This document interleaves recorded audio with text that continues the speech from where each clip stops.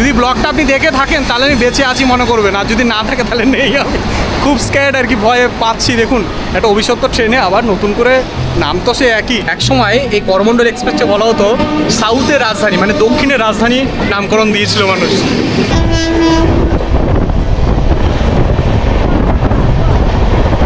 আজকে যাচ্ছি ব্রহ্মপুর, মানে উড়িষ্যার দারিংবাড়ি বলতে পারেন, উড়িষ্যার কাশ্মীর আমরা ঘুরতে যাচ্ছি এটাতে। এবার আমরা মহেন্দ্রগিরিকে এক্সপ্লোর করব, যেটা অফবিট একটা প্লেস, আনএক্সপ্লোরার জায়গা। ওই জায়গাটা অনেকেই ঘোরেন না। এই সিরিজটা টোটালি থাকছে একটু ভিন্নভাবে, ভিন্ন রকমভাবে। দিকে যাচ্ছে করমণ্ডল, ডান দিকে সরাইঘাট, আর মধ্যেখান দিয়ে একটা ট্রেন ঢুকছে। ঐতিহাসিক মুহূর্ত বন্ধুরা।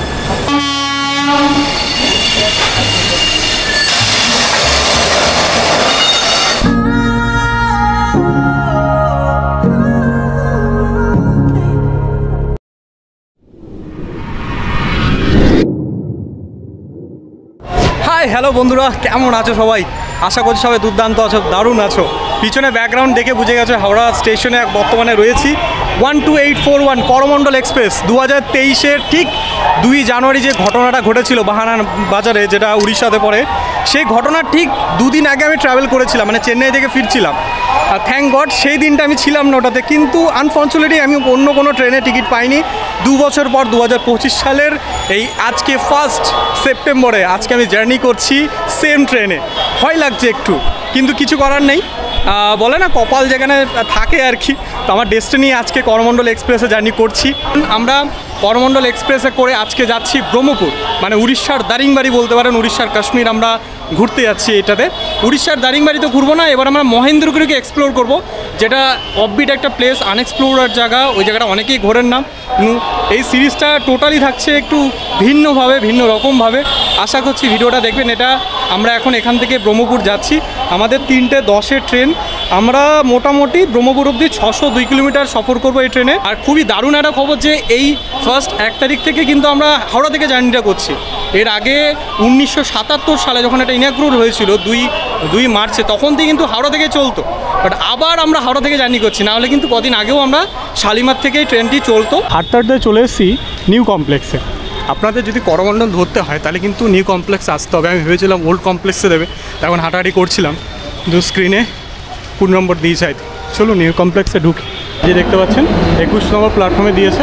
চলুন, আমরা এখন নিউ কমপ্লেক্সে ঢুকে গেছি। আর 21 নম্বর ঠিক আমার সামনেই 21 নম্বর প্ল্যাটফর্মে রয়েছি। আমাদের ট্রেন 12841 হাওড়া করমণ্ডল এক্সপ্রেস দিয়ে দিয়েছে। কমপ্লেক্সে লোডিং চলছে, দেখতে পাচ্ছেন রেল নীলের বোতল।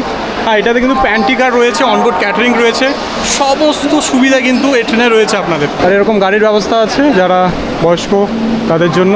যাত্রীদের সুযোগ সুবিধা দেখুন, একবারে আপনার বগি অবধি এনে দেবে আপনাকে এই গাড়িগুলো। এই হাওড়া স্টেশনের 21 নম্বর প্ল্যাটফর্ম থেকে আমাদের ইঞ্জিন রেডি যাত্রা করার জন্য। 3:10 আমাদের ট্রেন ছাড়বে, এখন 3টে বাজে পুরোপুরি। তো এই হচ্ছে সেই অভিশপ্ত ট্রেন বলা যায়, হাওড়া চেন্নাই যাবে 12841। এই যে দেখা আছে, আগে কিন্তু শালিমার থেকে ছাড়তো, এখন হাওড়া থেকে দিয়েছে, নতুন বোর্ড লাগানো হয়েছে। যদি ব্লগটা আপনি দেখে থাকেন তাহলে আমি বেঁচে আছি মনে করবেন, আর যদি না থাকে তাহলে নেই। আমি খুব স্ক্যার্ড আর কি, ভয়ে পাচ্ছি। দেখুন একটা অভিশপ্ত ট্রেনে আবার নতুন করে, নাম তো সে একই, বাহানানগরের বাজারের ঘটনা তো আমরা কেউ ভুলিনি, তাই না? তো যাই হোক, আবার ওই ট্রেনে সফর করছি আমরা করমণ্ডল এক্সপ্রেসে। ওই যে কথায় আছে না, ওয়েটিং লিস্টে টিকিট কাটলে যাওয়া হয়। 3 জনের টিকিট কেটেছিলাম, ঠিক আছে, কিন্তু আমি এদের থেকে আলাদা হয়ে গেছি। হ্যাঁ, একটা ভালো হয়েছে, লোয়ার সিট এইখানে পেয়েছি পুরো। S2টা দেখাবো, আমি খড়গপুর থেকে দেখাচ্ছি। আর এরা পেয়েছে S2-তে, আমি পেয়েছি S4-এ, ঠিক আছে। এই হচ্ছে বিষয়। তো আমার এই ভ্রমণে কিন্তু এই দুজনও থাকছে, আরেকজন আছে অলরেডি চলে গেছে। মজা হবে, হ্যাপি।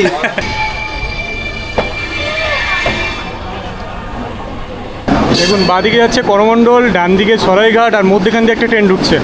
ও ভাই, এটাই তো শর্ট। দেখুন ঐতিহাসিক মুহূর্ত বন্ধুরা।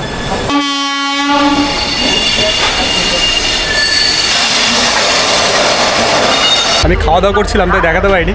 এই সাঁতরাগাছি কিছু কাজ হচ্ছে। আর হাওড়া থেকে যখন আপনারা এই সাউথের দিকে যাবেন, এটা হচ্ছে সাউথ ইস্টার্ন রেলওয়ের মধ্যে পড়ছে আমাদের। আর খড়গপুর যাওয়ার পথেই আমার সঙ্গে দেখা হবে বহু ট্রেনের, তাদের সঙ্গে দেখা করে। চলুন।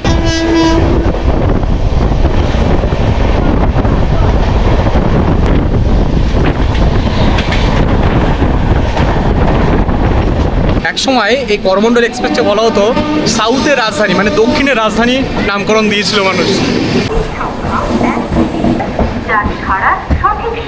আমরা এখন এসে পৌঁছালাম আমাদের করমণ্ডল এক্সপ্রেসের সেকেন্ড হল বলতে পারেন, খড়গপুর স্টেশন।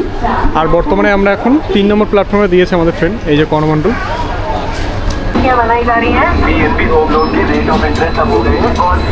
করমণ্ডল এখন স্পিড নিচ্ছে আমাদের 125।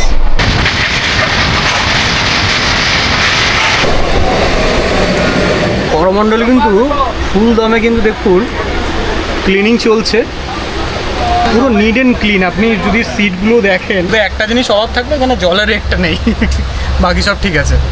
আর সন্ধে হয়ে গেছে এখন অলমোস্ট 5টা 5:30 বাজে, 6টা বাজে। আমরা চা নিয়ে নিলাম একটু। আগে বলেছি প্যান্টিকার আছে, তো সব কিছু অ্যাভেলেবেল, খাওয়া দাওয়ার কোনো অসুবিধা নেই।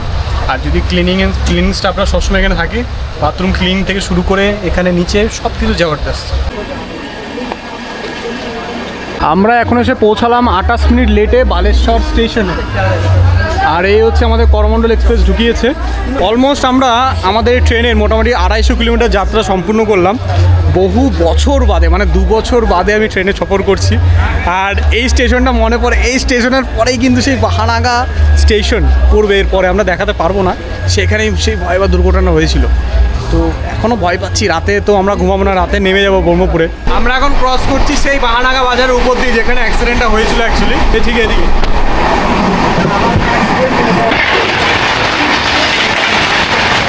আমাদের ট্রেন এখন 293 কিলোমিটার যাত্রা করে চলে আসলো ভদ্রকে। আর যে গ্যাপিংটা ছিল, মানে 28 মিনিট লেট যেটা বলেছিলাম আগের স্টেশনে, সেটা অলমোস্ট মিটিয়ে দিয়েছে। এখন 2-5 মিনিট লেটে আমরা চলছি। জয় জগন্নাথ। বর্তমানে আমরা এখন আছি উড়িষ্যার রাজধানী ভুবনেশ্বরে। আমাদের ট্রেন এখন ভুবনেশ্বর থেকে ছেড়ে দিল চেন্নাইয়ের পথে।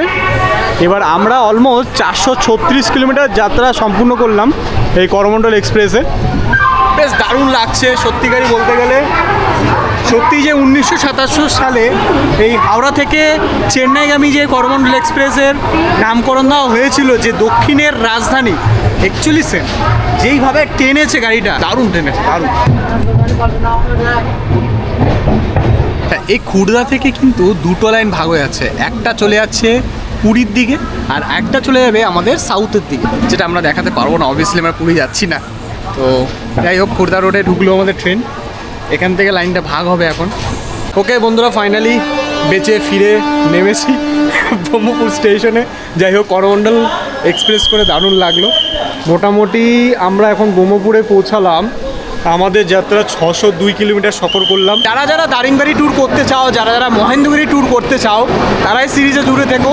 এর পরের এপিসোডগুলো খুব ধামাকা লেভেলের হবে। এপিসোডগুলোতে নতুন নতুন প্লেস দেখতে পারবে, যেটা আগে হয়তো কখনো তোমরা দেখোনি।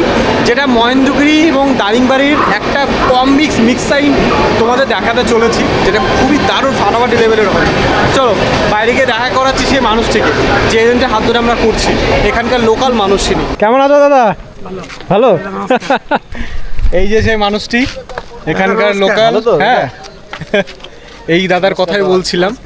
এই দাদার গাড়ি করে কিন্তু আমরা আগের বারও দারিংবাড়ি ঘুরেছি, এবার কিন্তু তোমাদের মহেন্দ্রগিরি ট্যুর করাবো। দাদা এতটাই ভালো, কি বলবো আপনাদের। কিন্তু রাত এখন 1টা বাজতে চললো, আমাদের কিন্তু পিক আপ করতে চলে এসছে। আপনাদেরও সেম পিক আপ করবে। এই ব্রহ্মপুর স্টেশনে আমরা দাঁড়িয়ে রয়েছি। এই ফেসিলিটিটাই মানুষ চায়, রাত 1টার সময় আসলে কিন্তু আপনাদের এই ফেসিলিটিটা দেবে। তো চলুন ওনার যেই গেস্ট হাউস রয়েছে সেখানে যাই। আমাদের এই যে ব্রহ্মপুরে আমরা রয়েছি, আপনারা যদি আমাদের মতন রাত্রেবেলা জার্নি করে আসেন, আমরা যেরকম করমণ্ডল এক্সপ্রেসই এসছি, তো তোমরা কিন্তু এই ব্রহ্মপুরে থাকতে পারো। ব্রহ্মপুরে থাকার ধরনগুলো দেখতে পাচ্ছ। যদি গ্রুপে আসো তাহলে সব থেকে বেটার হয়, কারণ গ্রুপে আসার কিন্তু ফায়দাটা দেখতে পাচ্ছ। 2জন এসি চলছে, কিন্তু বলে দিই 2জন 4জন, এখানে 6জন। এখানে উপরে বেড রয়েছে, দুটো করে বাথরুম রয়েছে। এদিকে একটা বাথরুমটা একটু দেখিয়ে দিচ্ছি। পরিষ্কার পরিচ্ছন্ন, নিট অ্যান্ড ক্লিন দেখতে পাচ্ছ, সব রকম ফেসিলিটি আছে। হ্যাঁ, আর এই দেখো রুমের কিছু ডেকোরেশন খুবই সুন্দর। আমি বলবো এই মানুষটার যত তারিফ করো তত কম হবে। বিশ্বস্ত লোক, এখানকার লোকাল উড়িয়া লোক। আমি বলবো এনার কাছে তুই বুকিং করো না, এত সস্তায় উনি দারিংবাড়ি মহেন্দ্রগিরি ট্যুর করায়। আমি আজ পর্যন্ত এখানে যত ট্যুর এজেন্সি আছে কাউকে দেখিনি। তো বুকিং নাম্বার ডেসক্রিপশন বক্সে আর স্ক্রিনও দেখতে হবে, বুকিং করে নাও। আমাদের খাবার উনি রেডি করে দিয়েছে, তোমরা যদি রাত্রেবেলা আসো তোমাদের কিন্তু ডিনারটাও ওয়েট করছে। রাত এখন 1টা বাজে, কিন্তু উনি এই ফেসিলিটি কিন্তু একমাত্র তুমি এখানেই পাবে। এখানে দেখো শাল পাতায় মোড়া আমাদের খাবার রেডি করে দিয়েছে, যেটা আমরা এখনই তোমাদের দেখাচ্ছি। এখানে জলের বোতল দিয়ে দিয়েছে, A to Z কম্বল থেকে শুরু করে A to Z কিন্তু অ্যাভেলেবেল, ঠিক আছে। আচ্ছা, রাতের বেলা আমাদের এখানে পনির আর রুটি দিয়েছে এই ডিনারে। এটা খেয়ে দিয়ে আমরা এখন শুয়ে পড়বো। দেখা হচ্ছে কালকে সকালবেলায়। আজকে ভিডিওটি কেমন লাগলো অবশ্যই জানাবেন কমেন্ট করে। এই সুন্দর একটি রুম ফেসিলিটি আমাদের দিয়েছে ব্রহ্মপুরে, আপনারা এখানে থাকতে পারবেন। আর যাবতীয় ডিটেলস কিন্তু কন্ট্যাক্ট নম্বর এই স্ক্রিনেও আছে এবং ডেসক্রিপশনে দেওয়া আছে। আশা করছি মহেন্দ্রগিরি এবং দারিংবাড়ি ট্যুর যদি করতে হয়, নীলমণি ইজ দ্য বেস্ট অপশান আপনার জন্য, কারণ ইনি এখানকারই লোকাল মানুষ আর খুবই ভালো মানুষ, এটুকু বলতে পারি। আপনারা যদি আমাদের ভিডিও দেখে আসেন, স্পেশাল একটা কিন্তু ডিসকাউন্ট থাকছে। Tata, good night.